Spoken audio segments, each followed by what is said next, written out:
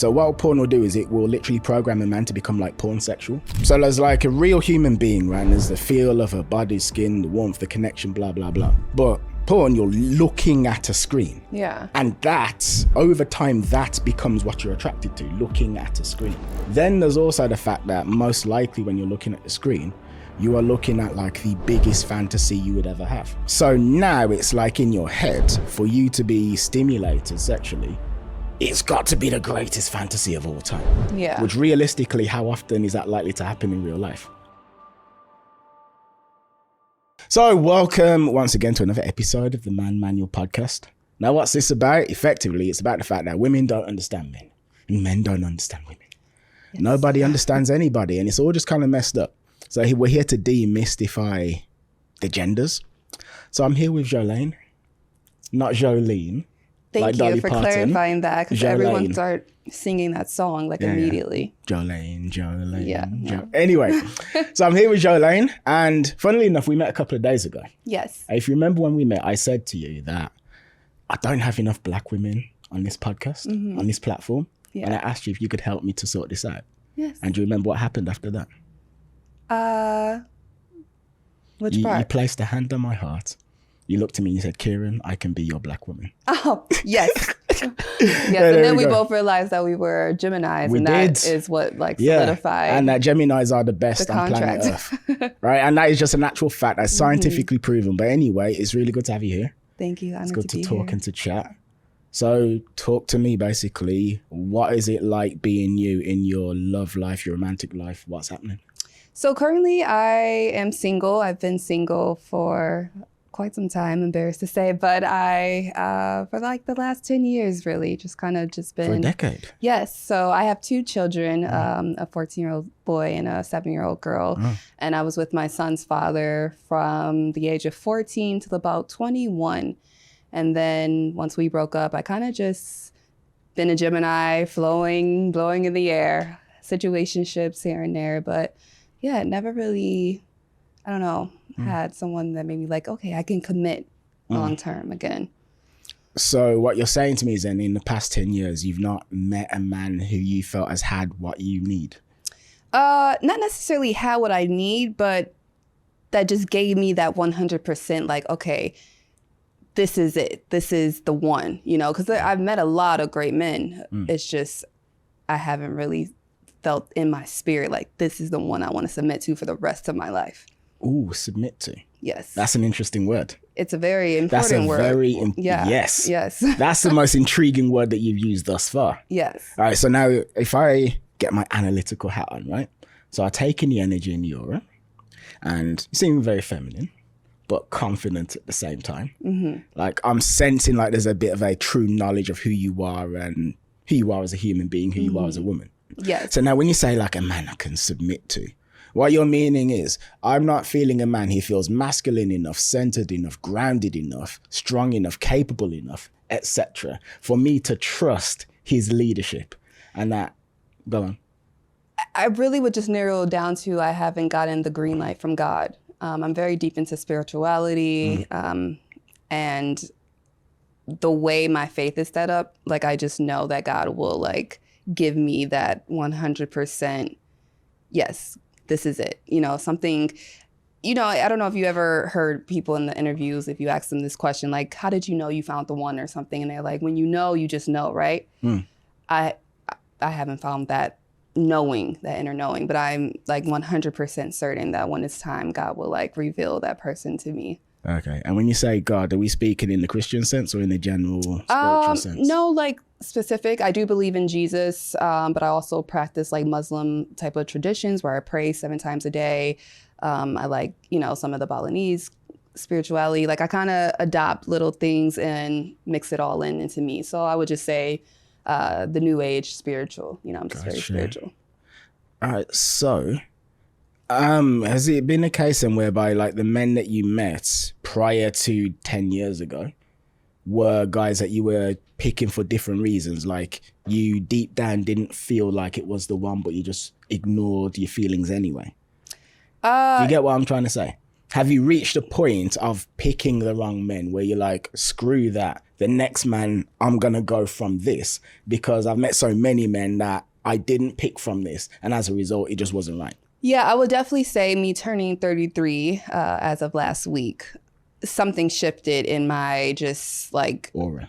Yeah, where it's like I know where like I don't have time to just be lollygagging, because before it would just be like, okay, I know he's not the one, but I still want to have fun, right? I'm still going to entertain this connection, even though I know it's not right for me. But what ends up happening every time is that we get this deep connection, and it's like torment, because it's like something is always going to be clashing, where it's like we're not ever going to fully align. So now we done build up this soul tie for no reason. And every time I have to cut it off, it's like a grief that's unbearable. It's like getting divorced over and over again when you're single and you just have these situationships, you know? So, you know what? The truth is, I've had that happen tons of times. Really? Yeah. Like if you're Gemini, so I'm sure. Well, yeah. I mean, there's a reason why we're here. Yeah. Right? You know, peas in the pod, whatnot. If I look back in my relationships, right, or like situationships or whatever, there were so many where deep down, hand on my heart, I was like, is this actually the person? And I'm like, no. Because there's all these things that I really like about this person.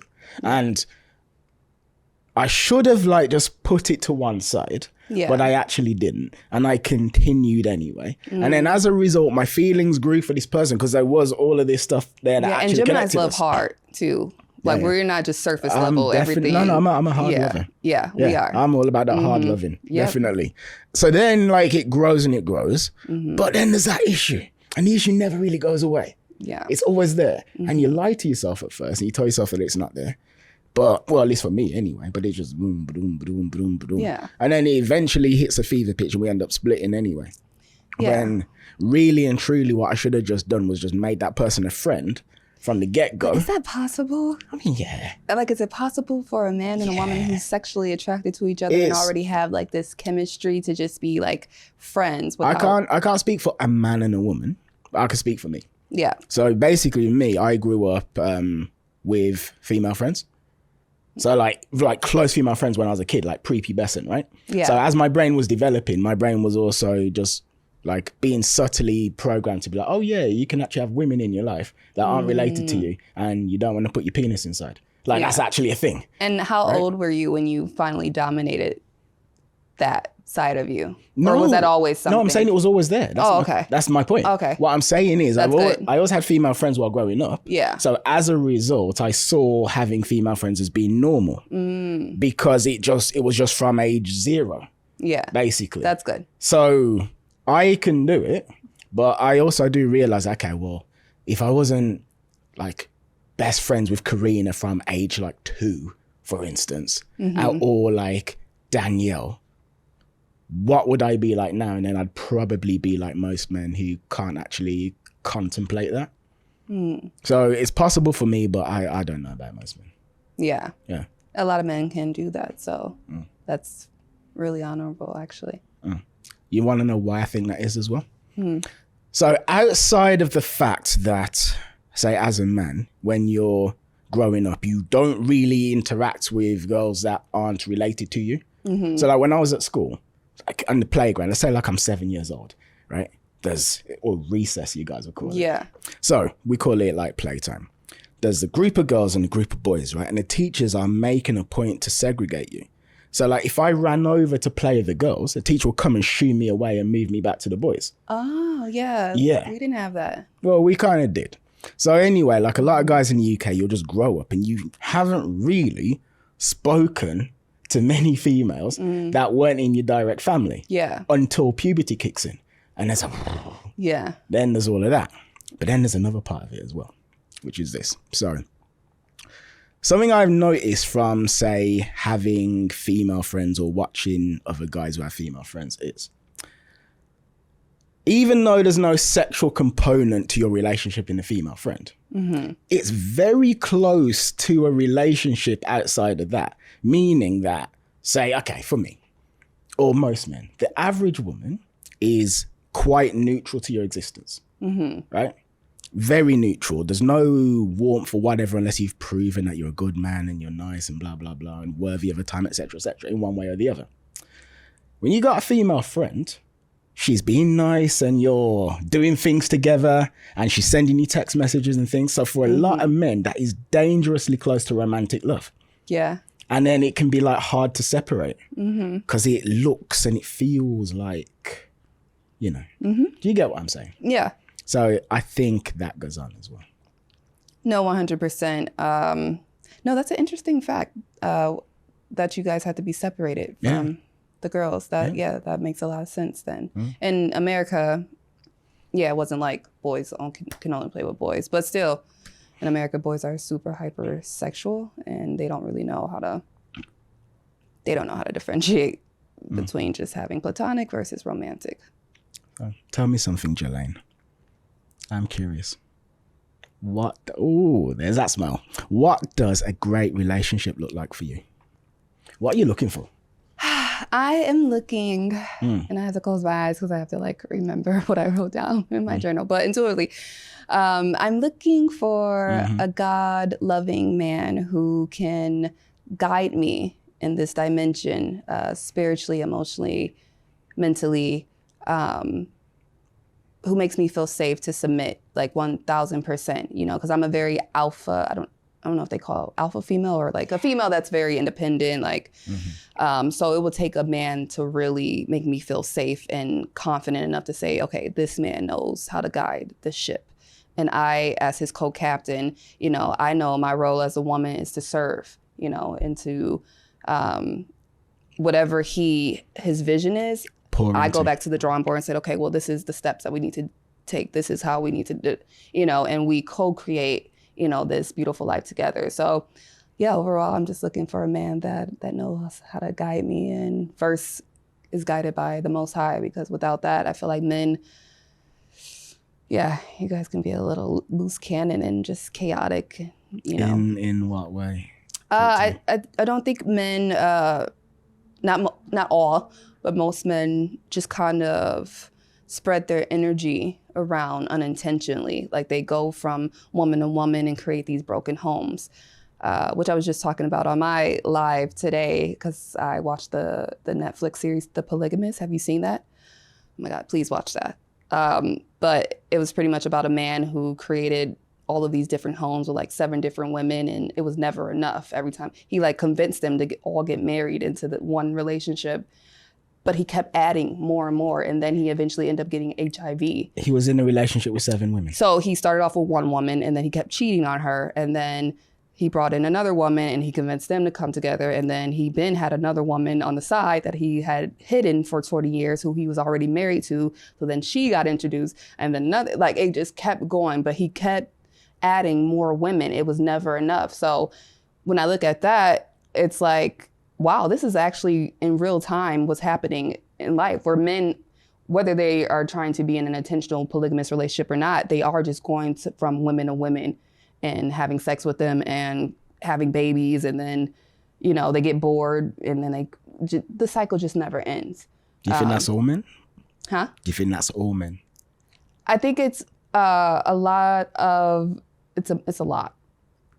It doesn't matter what culture either. I thought it was just Black people. No, it's a lot. It's Black, white, dark, like a lot of men. I don't know. I'm starting to believe that maybe it is natural for you guys to want to have, I don't know, multiple women. You know, I don't know. So the reason why I asked that question is, so there's a stat which I firmly believe is to be true, which is that basically in modern dating, 80% of women are basically dating 20% of men. Dating, sleeping with, whatever the hell you want to call it. 80% of women. Yeah. Like, for instance, so like, have you ever been on a dating app? Yes. All right, cool.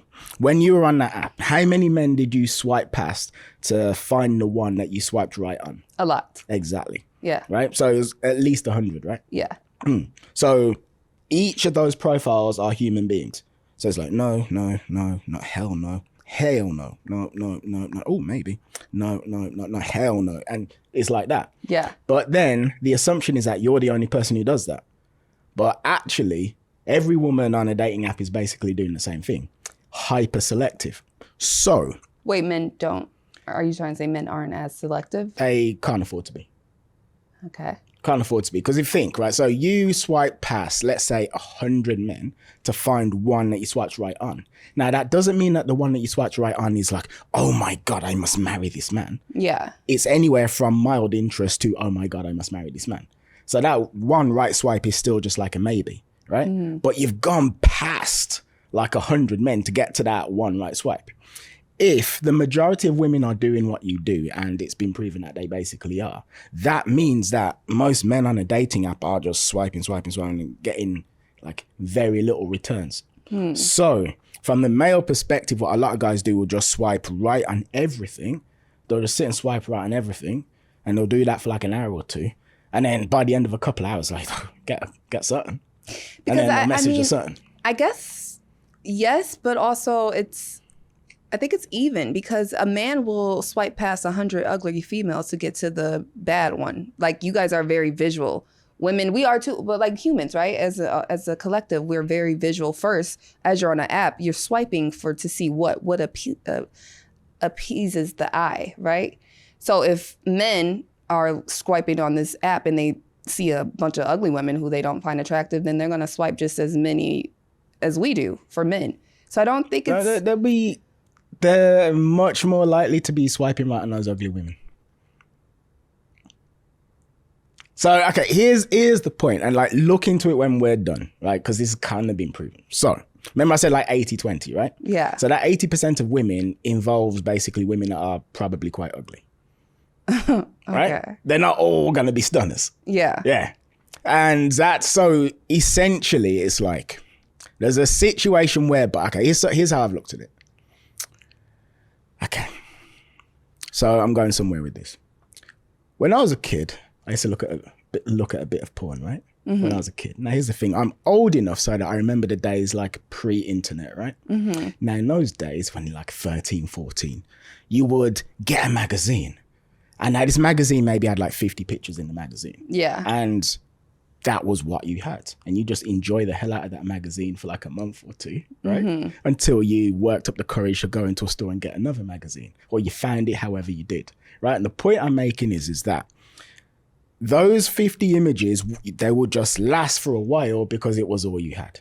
Then the internet came around and like broadband and stuff like that. Now, all of a sudden, guys become very, very, very selective when they're on Pornhub, which I don't do anymore, but it's not the point, right? Yeah. So now a man's on Pornhub and there's video after video after video after video, and it never stops and it never ends. Because there's so much choice, now that man is really selective because it's got to be the perfect clip, right? It's got to be the perfect clip.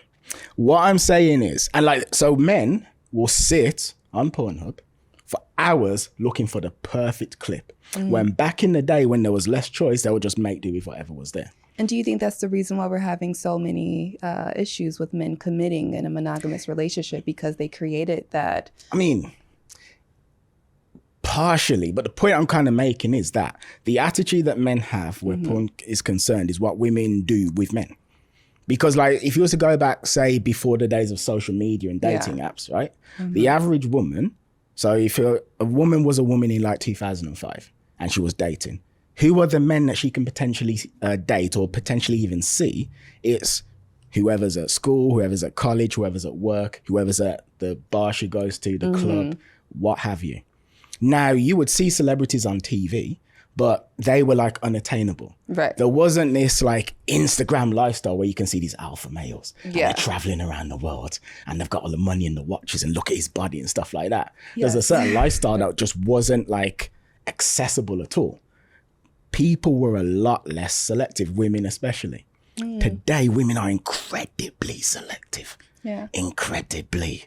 Right. Like, do you pay my bills? Do you pay my telephone bills? Do you pay my automobile bills?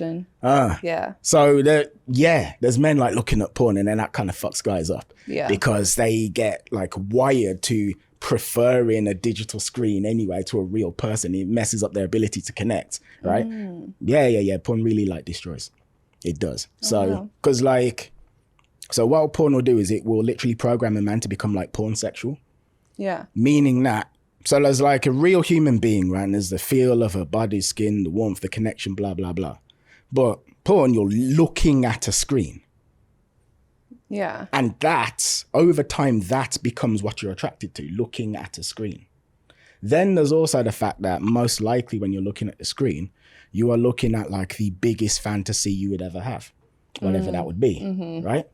So now it's like in your head, for you to be stimulated sexually, it's got to be the greatest fantasy of all time. Yeah. Which realistically, how often is that likely to happen in real life? Right. Probably not that often. You know, I mean, there's real women have like, you know, wrinkles, sags, blah, blah, blah. Like, you know what I mean? Yeah. But if you're looking at porn, it's like, no, body's got to be perfect. Right? So you're looking at that, and then your brain is being programmed to prefer that to the real thing.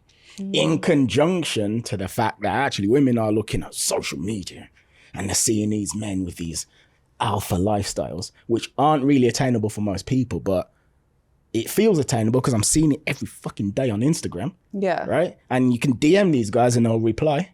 And sometimes you can even sleep with them too, because a lot of men are very like, you know, they'll sleep with a lot. Yeah. But just because this man will sleep with you doesn't mean that he actually wants to date or marry you. Yeah. Right? But the fact that you have some access to him makes you feel, oh, well, I can get him.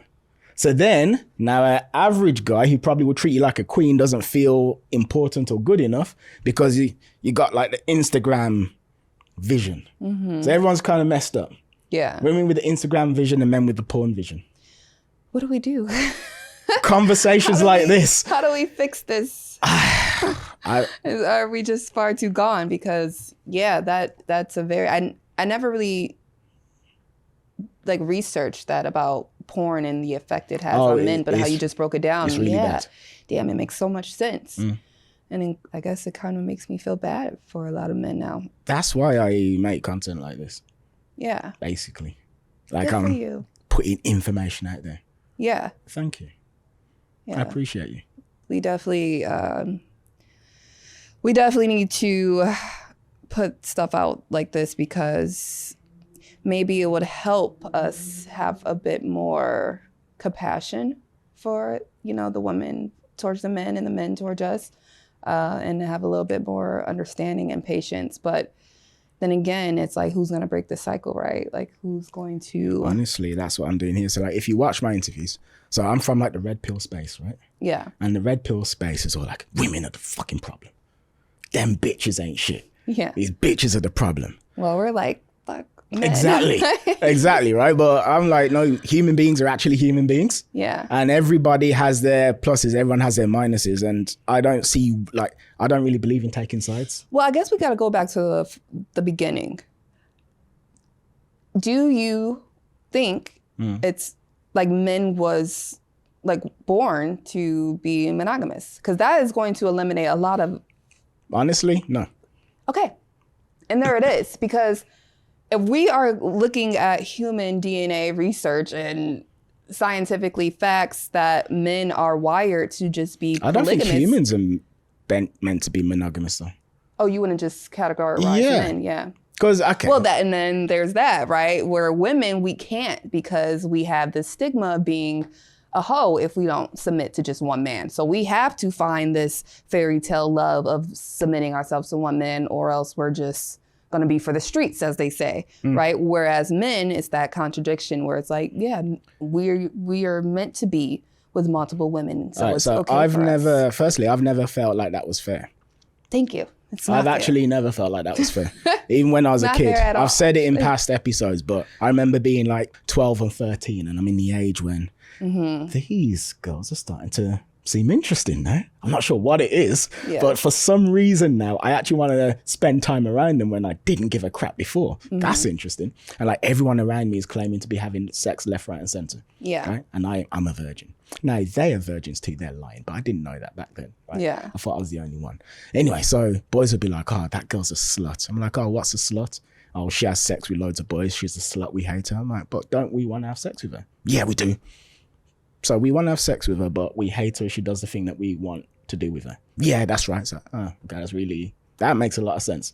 I always thought that was really fucking stupid. But I do see why, now that I'm getting closer to God, why he orchestrated, why he said no sex before marriage. Go on. well, one, the soul ties and the spiritual contracts that we agree to the moment we, exchange energies. Oh. We as women, we feel the impact of it 10 times more. Like men, and you can tell me your experience, but like when we have sex, we literally feel like let's say a man is in the streets, like he's a gangster or something, and he's doing some, bad things. We can feel that energy. Like I legit had nightmares after sleeping with some men because I was like, they were in the streets, they were, doing drive-bys or whatever. And I would actually have nightmares of whatever they were doing. And that energy, that frequency, that darkness would like literally linger in my spirit.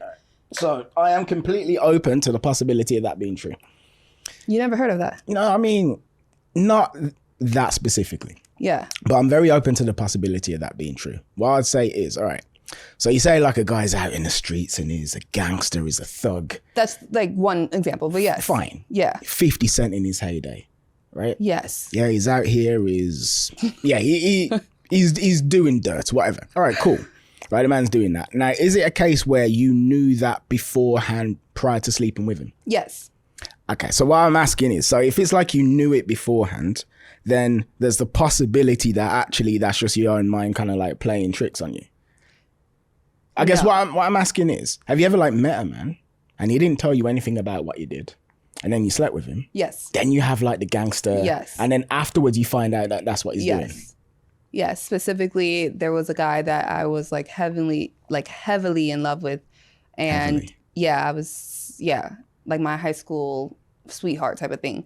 And I didn't know that he was out robbing people, shooting. Like I didn't know he was out in the streets in an actual gang.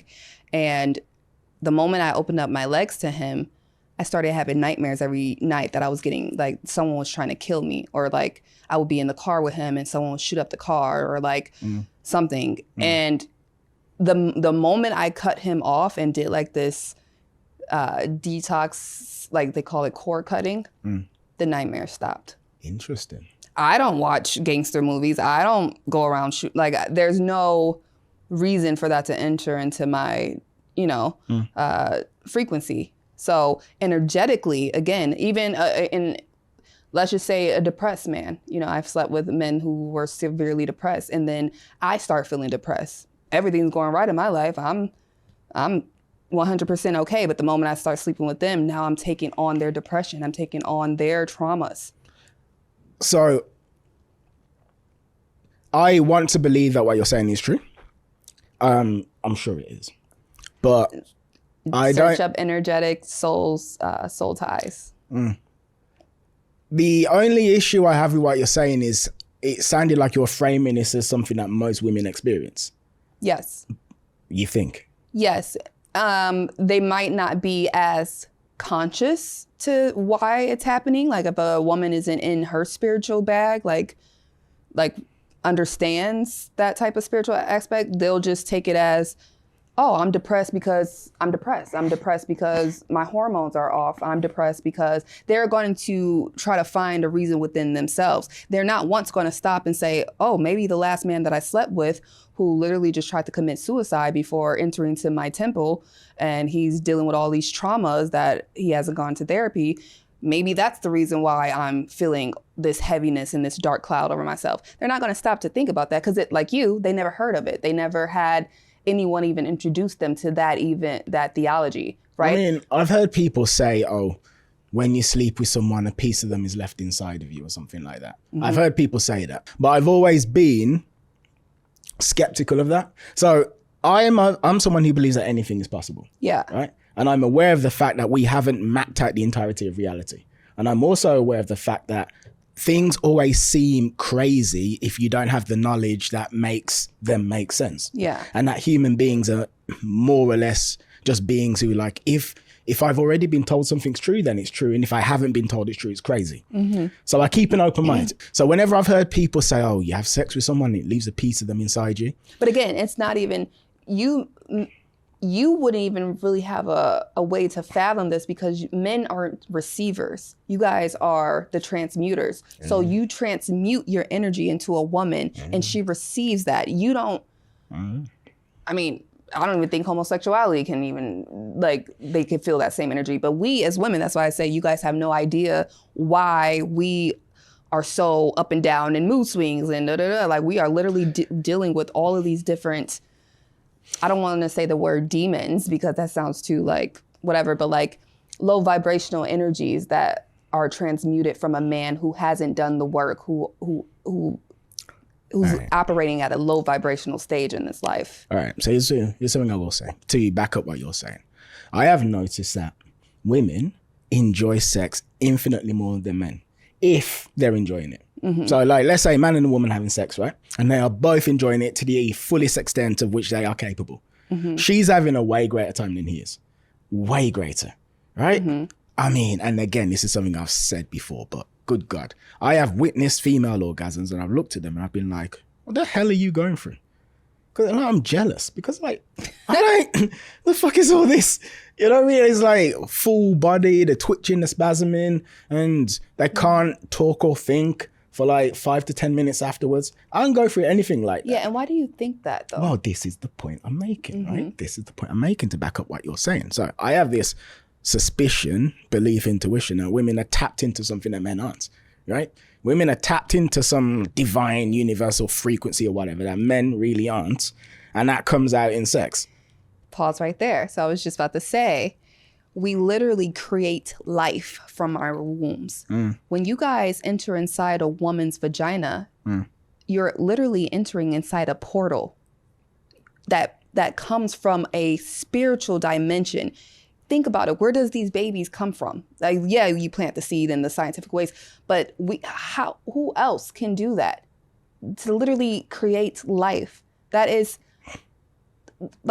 just, I'm speechless when I think about it. Like, so it's very hard to fathom, but yeah, it's when you think of it that way, where it's like, wow, yeah, I'm entering inside a woman's womb who actually can push out life. Then of course, if we can push off life, then we can also make you experience a whole different portal. And that's why you guys are so obsessed with sex, because it feels like you are literally transitioning into a whole different realm of, what happens to you guys when you ejaculate. Like, that feels, amazing. And it takes you guys to a whole different energetic level as well. So it's deep. Like the sexual. So here's the thing. I'm going to play devil's advocate. Because I know there's people listening like, oh, what hell kind of woo-woo concepts are these people speaking about? So you say men are obsessed with sex because the sex is like access to this divine universal energy that we can't access at any other point except for having sex with a woman. But then people would say, well, all right, but the thing is we need sex to procreate, right? Mm-hmm. We do. And without sex, there's no more human beings on the planet. And the reason why men are obsessed with sex is because, well, we're animals and we have this inbuilt programming, which is go forth and multiply. Otherwise, if we don't multiply, the game ends. Which was one of the first commandments that the Bible had. Be fruitful and multiply. Yes. Still, though, it is interesting. Yeah. And now I'm kind of speechless. All right. So yeah, I'm not sure where to go with that. I got stuck too because I'm like, it never just gets basic. Like it's never just a basic fact where. I've got a question actually. Yeah. So, based on everything you said, if I was to imagine like the most blissful sexual union possible for you, I'm getting an idea of what that would look like with Mr. Grounded, centered man who's led by God and knows how to lead. He's quite heart-led. He's quite heart-led. Mm-hmm. Right, but also certain and masculine, knows how to steer the ship. He has nothing but reverence and reverie for you and your being as a woman and what exists between your legs and the portal and the effect that his presence and interaction with your body can have upon you. Mm-hmm. As a result, he's completely present and attuned with you. There's nobody else. No one else exists. It's just you and this man in this union, right? And then if I imagine the kind of states that would probably evoke within you and maybe him to a degree. So then my question is, have you ever experienced that? That's the face I was making when I was like, yes. And I'm trying to think of like, firstly, which counter. Does that sound like something you would want? Yes, it's something that I had definitely experienced. Like there was only either one or 2 times in my life where a man made me cry during sex. I don't know if you ever heard like women crying during sex. I've seen it. Okay. So in that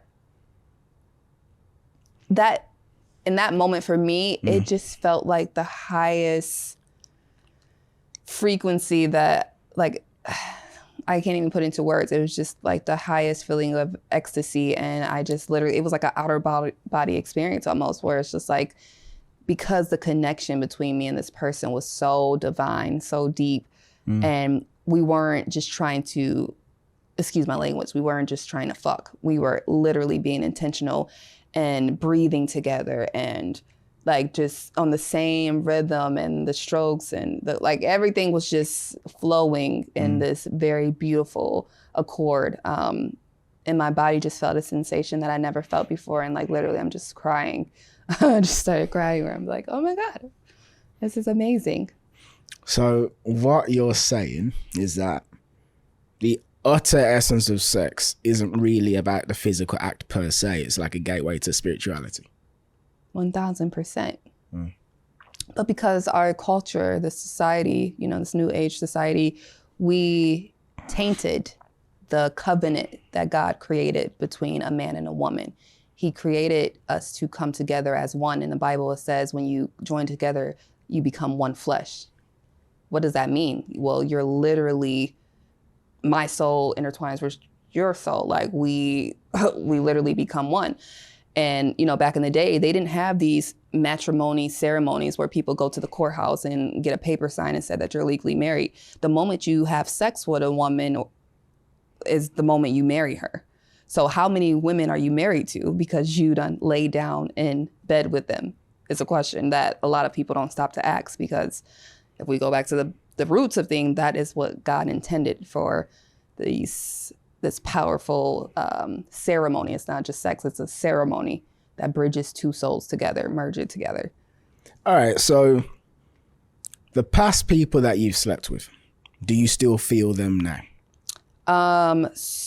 No, and so scientifically, they say, allegedly, that the human DNA regenerates itself every, I want to say 5 to 7 years. 7 years, I heard. You heard that, right? Yeah. So with that being, and a woman, when we get on our menstrual cycle every month too, that literally detoxes our portal as well. So I think for women, even though soul ties, like I had a soul tie for like 10 years straight before, where I couldn't get this man off of me if I wanted to. Like literally just coming out of that probably like last 2 years. And it was so strong that literally I would think about him and he'll text me or call me, or I'll, like it was just a lot of synchronicities. But until I intentionally like really like did some cord cutting ceremonies, that's how I got him off of me. But for the other guys, I never felt like this, like I was attached to them. I never felt like I was stuck with them. And I think that's because the 7-year rule that your body regenerates, and our menstrual cycles cleanses our aura and wash you guys out of us or something, maybe. All right. So what are your thoughts on manifestation? What are my thoughts on manifestation? It's 1,000%. Because like we touched that very briefly when we met. Oh, yes. Yes, we did. Yes. Yeah, we did. Oh, and I wanted to tell you a story.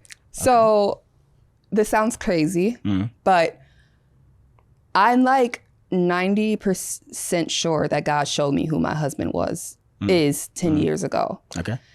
And for the sake of confidentiality, I won't say the guy names because he is an NBA player. But 10 years ago, first of all, do you know the Bible? Have you heard the story Ruth? Remind me. The lady that followed her mother-in-law, and she met a man named Boaz, fell in love. He was like this rich, powerful. Okay, no. So anyways, my dad is a pastor, was a pastor, rest in peace. And he gave all of his children a book out the Bible. And my chapter was Ruth, where she was serving this rich man and he fell in love with her. Boom, they got married. So fast forward, I started a cleaning business back when I was about 21 years old. I started cleaning for a famous NBA player. At the time, I didn't know that he had a brother who was living in Greece. And I randomly came across his brother page on Instagram, and instantly I'm like, oh my God, that's my husband.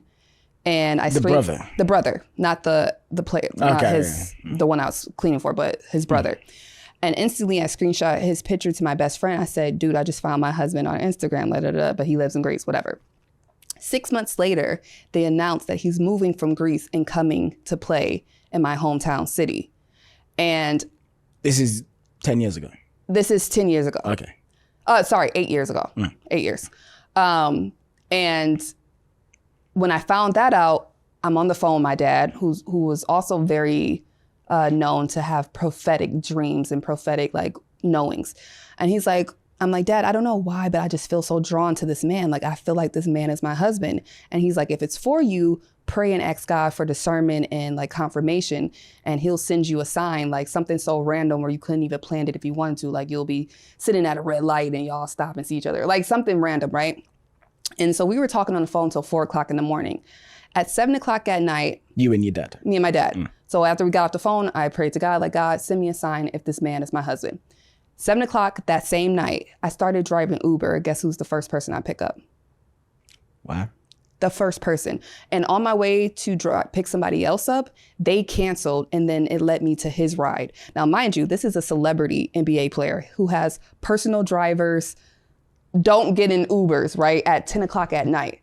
So would you call that a coincidence or some manifestation? It's a wild coincidence at the very least.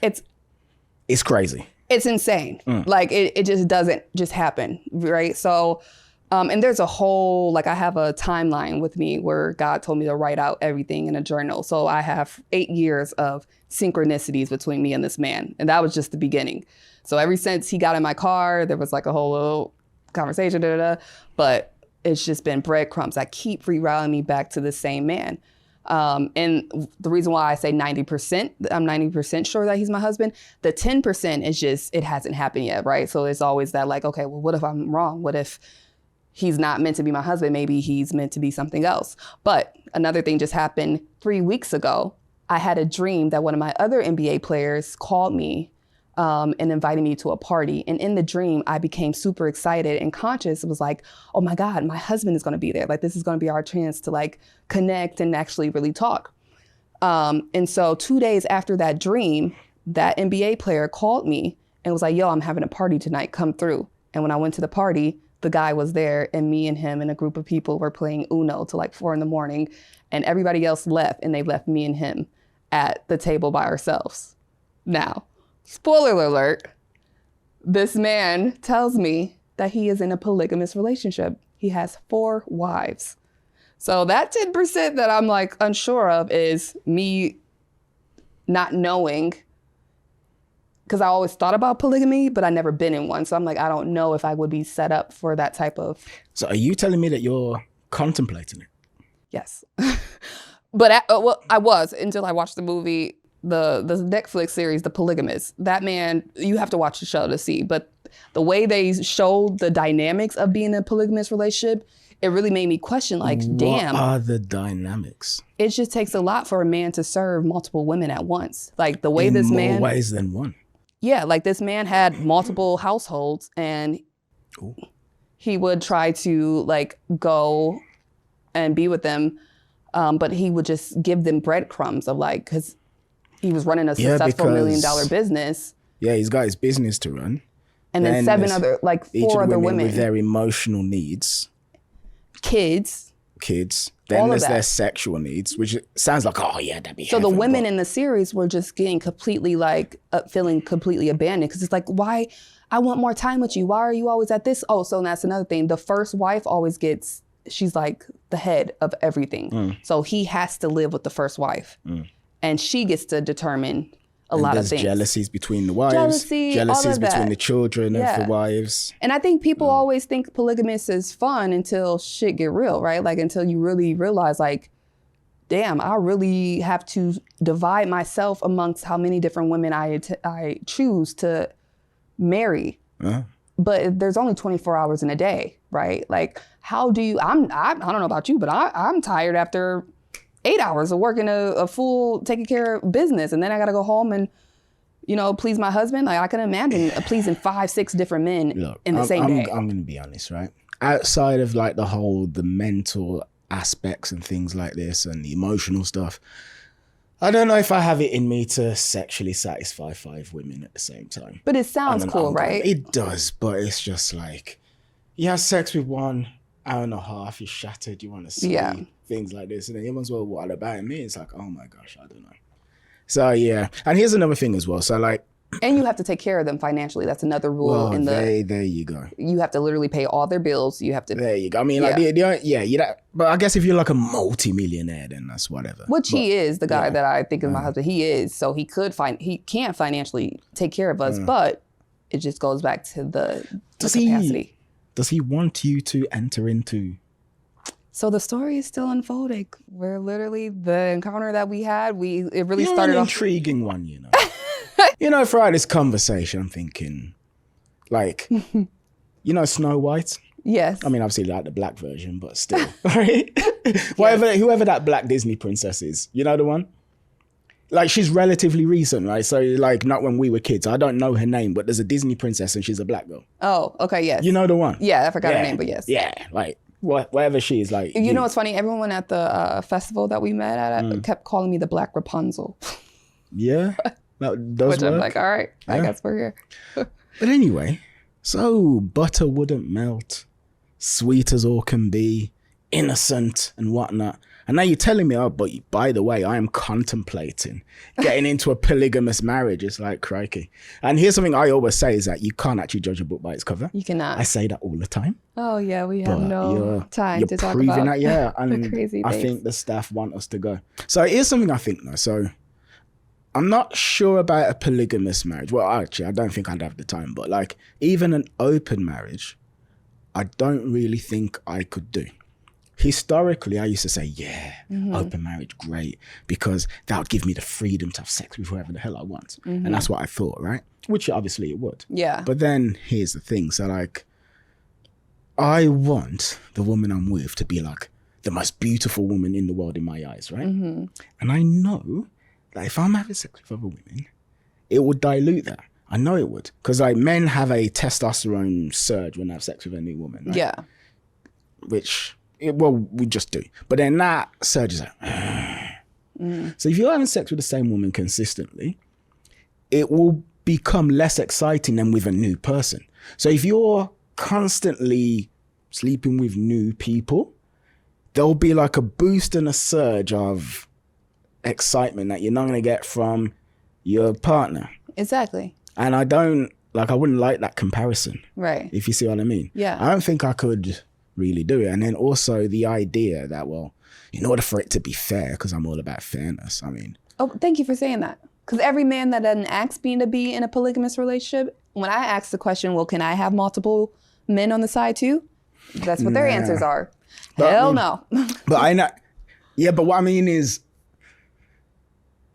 that would be fair, right? If you get two extra wives, I get 2 extra husbands. It would be fair. And like, do I have the ability to say no because I'm a man and I have my manly needs and you don't have those needs? Yeah, I guess I do. But my personal code of ethics wouldn't allow me to actually stomp my foot down and make that choice. So you'd have to be like, well, okay, I guess you can do it too.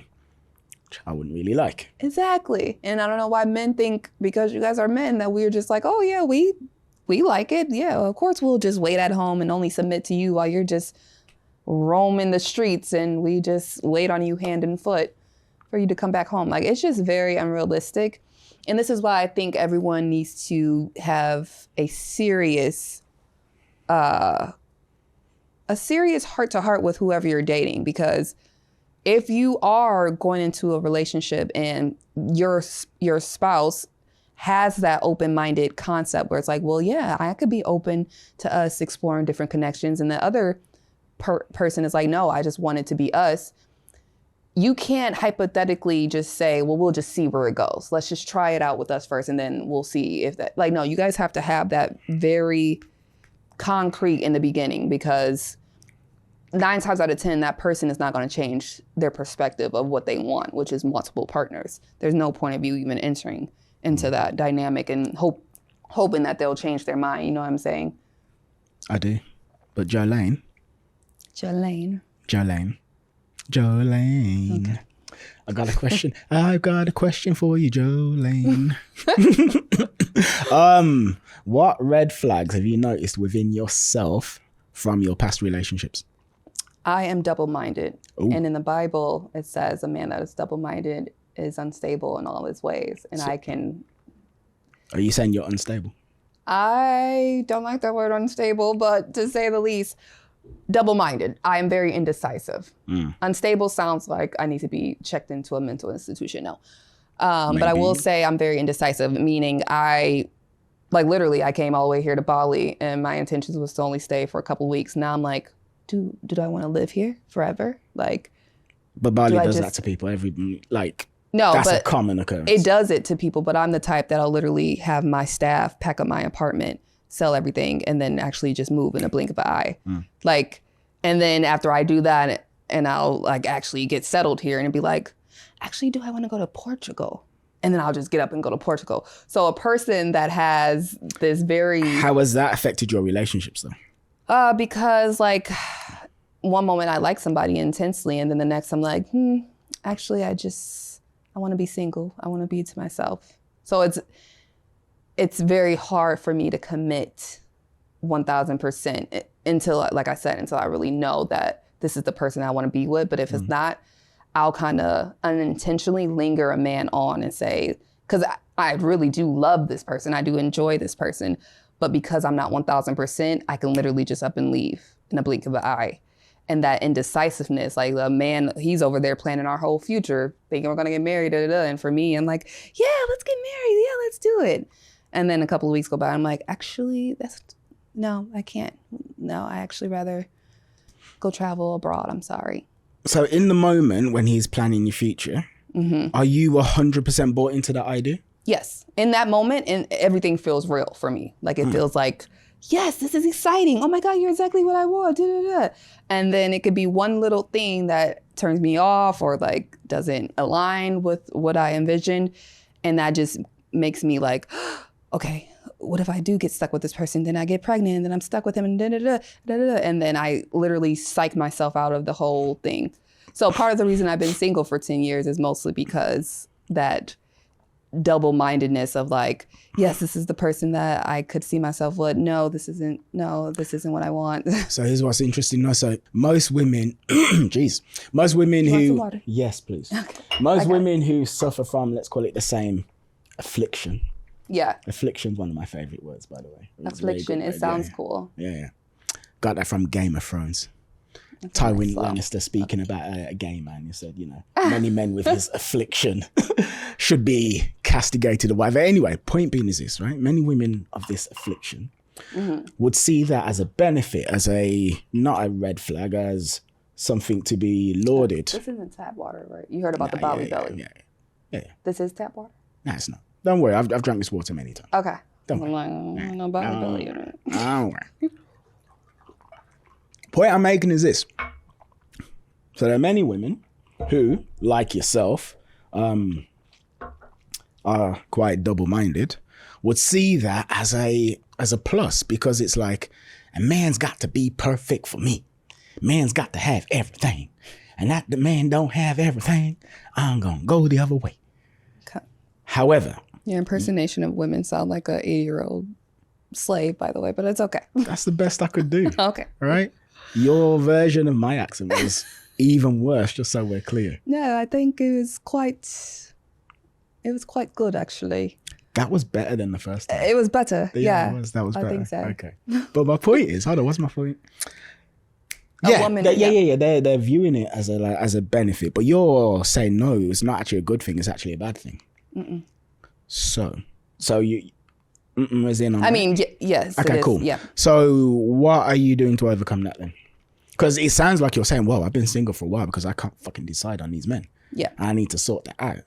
So it sounds like there's something within you. Is it like a fear of commitment or something? Yes, definitely a fear of commitment. Plus,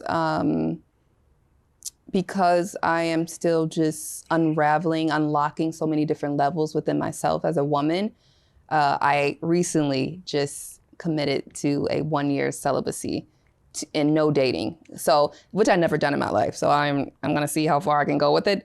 But because I realize that if you don't change, nothing else will. To get to know yourself. I know unravel. myself. Yeah, I know myself, but it's more so,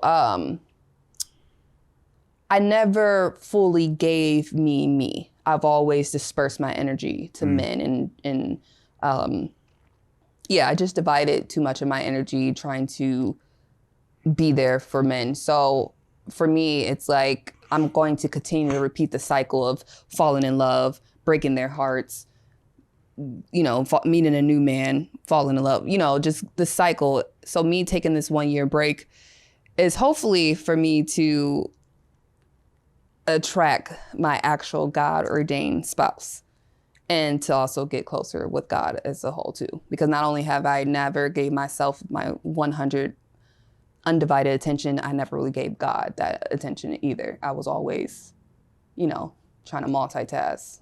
And I'm the type that kind of just, once I like somebody, I just tunnel vision in on them. Like I can't, I just want to be in their skin, be with them all the time. Right. And so basically, thank you for your time. Here's something to say, right? There we go. All right. So I am English, but Jamaican, right? My family's from Jamaica. Yeah. Yours is from America. Mm-hmm. Now, did I say this to you when we met? But it's like, we're more or less like from the same place because it's from the same transatlantic slavery. Yeah. Yeah. And it's like, well, that boat of niggers is going to America. Right. That boat of niggas is going to Jamaica. Right? And I'm sure like families were split up, right? Yeah. There's clearly like families where like one brother and like they're trying to grab onto each other. No. And he goes off to Brazil and the other one goes off to America. They never see each other ever again. Yeah. So we might be distantly related. We could be. We really could be. Yeah. Yeah. Family. So good to have you here, sister. But anyway, that's been an episode. I am truly honored and thank you so much for doing this. You and me both. I am also truly honored, so thank you. Merci beaucoup for your time. And thank you to the person who's watching. And if you have anything to say based on what you've seen, like my God, we went deep. So men impregnating women with their essence via sex and then possibly causing them to have like nightmares or horrible dreams and things, but also the flip side would be like benefiting your life in some crazy way as well. Because like if this guy's really grounded and like in touch with himself, then that would impart itself onto you too, presumably. Yes. All right. So that's quite crazy. Polygamous relationships, polygamous marriages, open relationships. I don't know, talk. Like, how has what we've said today impacted you in any way? I'd really love to hear. That being number one. Number two, I say this every time, right? But I've got an inner child, right? Little Kieran. And little Kieran absolutely loves it when people like, comment and subscribe. He really does. Yeah. Yeah, because it makes him feel good about himself. And it makes him know that he's actually doing good. So if you like me, right, well, you should really like little Kieran. So if this has like impacted you positively in any way, for the love of God, please do like, comment and subscribe. But it's not just for my inner child. It's also for the algorithm too. Oh, yes. Yes. Because when you do that, the algorithm goes, well, this is an interesting piece of content. Yeah. You need to push this out to more people. We can't just keep this in the same small bubble. The world needs to see this too. Absolutely. So we were speaking actually about the fact that we need more conversations like this. Yes. Well, in order for us to have more conversations like this, well, engage, for the love of God. And then also as well, join the Substack as well. Got loads of like learning resources in the Substack that you might find useful, beneficial. And there's a link in the description. But thank you, and goodbye. Thank you guys.